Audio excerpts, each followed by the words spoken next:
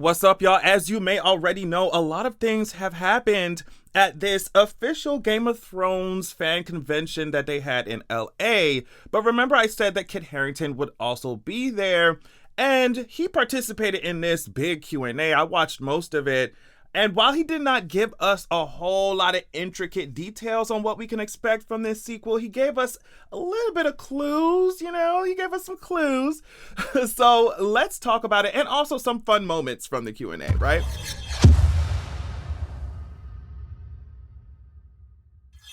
All right, y'all, so before we get into anything, I want to show you this picture of Kit Harington and Patty. I thought it was so cute. I was like, okay, look at Jon Snow beating his ancestor or whatever. I thought it was so cute. And Kit Harington said the reason why his facial hair is like that, he said he looked like a 70s porn star. I think that's what he said. But he said he's filming for this movie called Blood for Dust or something like that. It takes place in the 90s, and he's some evil drug smuggler or something like that. So that's why his facial hair is like that. But either way, it was really cool to see, the cast and everybody, meeting up and stuff in the fans. The fans were asking Kit Harington such good questions. It's so funny how much, I really like Kit Harington, and he's just funny. He's funny, he's charismatic and stuff. I'm just like, girl, can you move some of that over to the writing of season 8? Anyway, so Kit Harington sat for this really big Q&A, and the fans were asking such good questions, right? I'll show you an example of a fun one before we get into what he said about the sequel, or what he said about Jon Snow's headspace, right, at the end of the original series, right? So this one fan had asked Kit Harington if there is room in Jon Snow's heart to ever love again, and it kind of sounds like he wants to say yes, immediately, but I don't know if he rethought that and thought it would give away too much of what he has planned in the sequel. He said, I hope so. But then he makes this observation about Jon that I thought was interesting. He said that Jon goes for dominant woman, and that Catelyn was his only maternal figure, and she was so hateful to him. So maybe that's has something to do with it. He's like, maybe there's something Freudian going on there.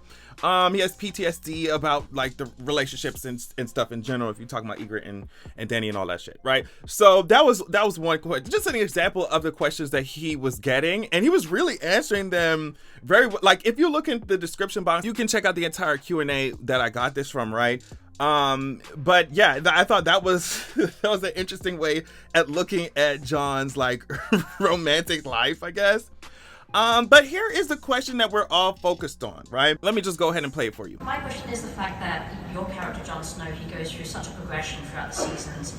He's a ward, he goes to war, so many things happen to him. He finds out that he is, he's a Targaryen, and then he unfortunately has to kill Dany, and then he goes, they throw him in jail, and then he ends up back on the wall. Do you ever feel like your character may have been cheated? He kind of goes back to really, the wall isn't exactly the most comfy place on earth. I felt bad for him. Yeah. I think if you asked him, he would have felt he got off lightly. At the end of the show, when we find him in that cell, he's preparing to be beheaded, and he wants to be. He's done. The fact he goes to the wall is the greatest gift to him, and also the greatest curse. He's got to go back up to the place with all this history and live out his life thinking about how he killed Dany, and live out his life thinking about Ygritte dying in his arms, and live out his life thinking about how he hung Ollie, and live out his life thinking about all of this trauma. And that's interesting. So I think that when we leave him at the end of the show, there's always this feeling of I think we wanted some kind of little smile, things are okay. He's not okay. He's not okay. So to me, this is coming across as what they plan on diving into when it comes to Jon's character, right? Because if we go over what he said that Jon thought he got off lightly when he went to the wall. He was preparing to die, actually. And Jon was just at that point, Kit is saying that Jon was I don't mind dying at this point. It's fine. I don't mind dying. I've been through a lot of shit. I don't mind dying. So Jon ends up right back where he started, so to speak, and he has to live out his life, Kit was saying, thinking about how he killed Dany and Ollie and how Eager died in his arms. And then he said, and that's interesting. So to me, there like at least the first season of this sequel is going to focus on Jon's trauma and how he's dealing with it. And I'm just like, what about my trauma? What about my trauma? What about my trauma? What about my heart when it broke when you stabbed Daenerys? What about my trauma? Y'all better make this show about more than Jon Snow's trauma, because I am not going to care. As much as I think Kit Harington is cute and charismatic and funny and stuff, y'all better make me care about this Jon Snow show. I'm telling you. And if you just flashbacks of him stabbing Daenerys, we gonna have to come up with something else. Like, let's focus on Grey Worm's trauma. How about we fight? Let's focus on the Dothraki trauma. Let's focus on the Unsullied trauma. What's tea? No, but that's kind of what I'm thinking is going to be the focus, especially if you're talking about the beginning of the show, season 1, whatever. They're probably gonna be, because Kit says Jon is not okay. Jon is not okay. So we're gonna focus on what that means and how he's moving through life, and I guess what that means for the characters around him. I think Christopher, the actor who played Tormund, is also gonna reprise his role in this. So it's like, obviously Jon's gonna be surrounded by some familiar characters in some aspects. So we're just gonna see how all of that, the events of, season 8, really impacts how Jon is moving now. Or in the sequel series. So, but like I said, it's cool. Okay, whatever. You're gonna make the show about that. I just, and given the fact that Kit Harington and his friends are planning this show out or whatever, and people that he trusts, like, I'm sure we're gonna have some level of depth to it. Like, but I hope that, I just can't help but hope that there is some depth to it, because it's like, yes, okay, after you tackle how Jon Snow feels and stuff, are we like, what is the magic and mythology and the history of the North, and like, what are we getting into for real? Like, what is the threat? And I think that's kind of what I am worried about. I am just interested to know, okay, yes, Jon has all this trauma. Yes, Jon has dealt with really fucked up shit, as have a lot of characters, yes, he's dealing with this. But, after we deal with what he's dealing with, after we deal with his thoughts and his mind and his trauma, his PTSD and all that, like, what is going to be the actual threat? And I think that we are obviously we're going to have to wait a little bit longer to see that. I really don't think that we're just going to be spending all of our time in the North, right? I don't think that would make any kind of sense. So I fully expect to see something happening south of the fucking wall, I'm talking about all the way down to King's Landing. I don't know. Do y'all want to revisit Dorne? And make that shit actually acceptable? Cause I don't know what y'all did to Dorne in the original series, girl.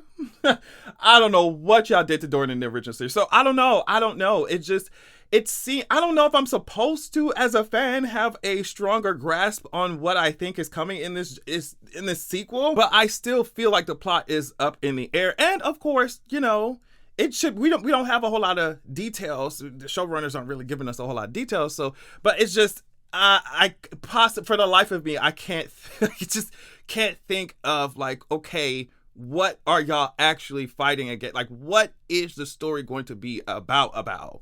Kit gave us Jon's perspective, what Jon is feeling, what Jon is dealing with, the issues that he's tackling, but Kit didn't really go into, like, who we gonna be fighting, what are we swinging our swords against, who is coming for who, what's going on. Y'all already know Sansa got the fucking North, Bran got the throne. It just Starks all over the kingdom. I don't think that's gonna be fun for some of these houses who don't like the Starks, who ain't, bitch, the Starks ain't really been in the South like that, and now you got Bran sitting on the throne. I mean, shitty ass writing of season 8 aside, just what we have in front of us, people are not gonna like that. And who I mean by people is some people, I'm talking about the great houses of Westeros, the powerful houses in Westeros, who are just like, bitch, we got a Stark, like I said, a Stark, sitting on the North. We got a Stark sitting on the fucking Iron Throne. And it's just like, I don't know. So there's potential for a lot of conflict and chaos to happen, and that's cool, but there has to be that extra thing, that extra push, that extra oomph, that enemy, right? That gives this series some kind of purpose, or a purpose that makes it seem just extremely unique compared to the Game of Thrones original series, because you don't want it to look exactly the same. And I'm sure they know that. They are the fucking showrunners. They're in the business. They actually do this for a living, you know? I'm sure they know that. But as of right now, we don't really have no solid details on that. Let me know what you think it's going to be about, or what you want this show to be about, if it's going to happen. Like, if y'all gonna have Jon Snow up here, oh my God. And I just keep thinking about Drogon. I'm just like, bitch, y'all better not let Jon Snow get on Drogon. I'm so sorry, bitch. I don't care if you gotta find some other, I don't care what you gotta retcon. Leave Drogon alone, damn. You killed this mama, now you're riding on his back. It's just, oh my gosh. And he, all of a sudden, oh my gosh, don't let me get to start ranting about that shitty ass ending, girl. Because I don't know why a dragon would know to burn up a fucking throne, the metaphorical symbolism of a goddamn throne, versus chewing up the person who's standing above your dead mama. Like, y'all got a lot. It's just such a mess that the ending was when we talking about the original Game of Thrones series, that I'm just like, y'all got your work cut out for you for this sequel series, girl. Like, you really do. So let's just wrap this up by talking about what not Jon Snow, girl, what Kit Harington said about Daenerys' character dying, or the killing of Daenerys' character. Look, here's my take on it. I think it's okay to be hurt. And I think that in Game of Thrones, the line is said, if you think this had a happy ending, you haven't been watching, reading, whatever it is. And I think that, there were various things we all could have done differently throughout the show, not just in the final few seasons. But I think that the story is right. And I think Jon killing Dany, I'm sorry, I think is the right ending.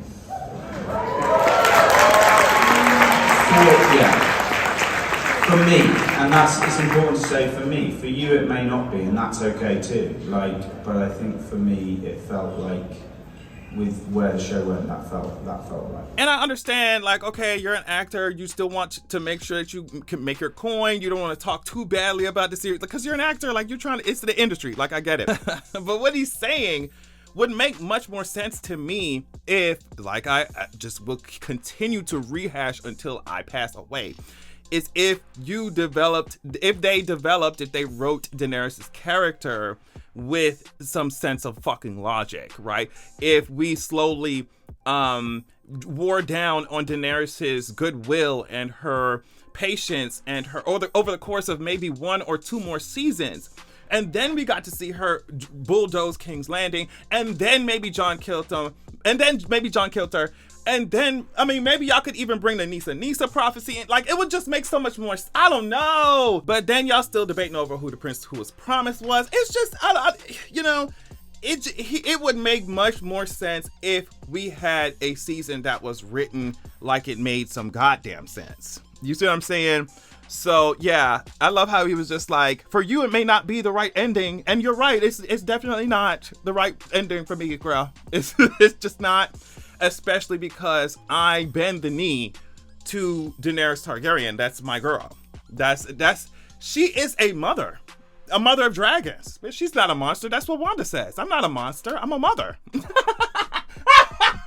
But yeah, if you were gonna make Daenerys do that, even though she literally said, my enemies are in the Red Keep, I'm going to fly my dragons to the Red Keep and burn that shit down. And even if she had done that in the finale, oh my God, I would have been like, okay, even, we could talk about the collateral damage of the bitches in the Red Keep, but that wouldn't have been as bad as burning down the entirety of fucking King's Landing, girl. I would have loved to see her tear through fucking Euron ships.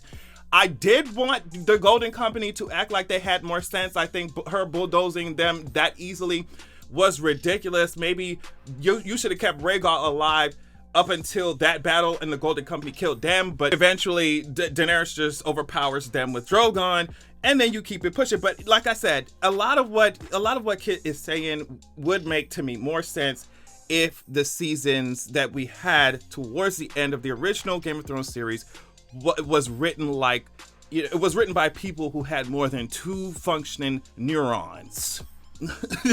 Stop playing with me. But yeah, even though Jon Snow is not my fucking favorite character in the least, I think that Kit Harington is just so attached to the character, and probably did not want it to end like that, no shade. He was probably so attached to the character that he's like, all right, if we're gonna do this, I'm gonna do it on my terms, this is what he said. We can wrap it up here.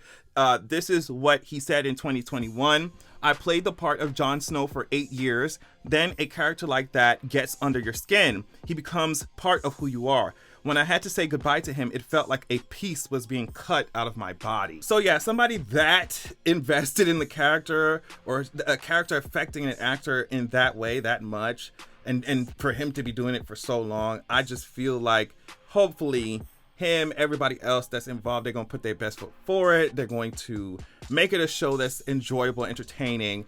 I'm just very curious as to what it's gonna be, you know? And for me, because I am a bias to like Daenerys, I'm a bias to Arya, all that shit, like, I just love the women. The girls are so much fun. The powerful girls. Like, so like, just for me personally, they would have to work extra hard. Like, you wouldn't really have to work hard for me when it comes to Daenerys.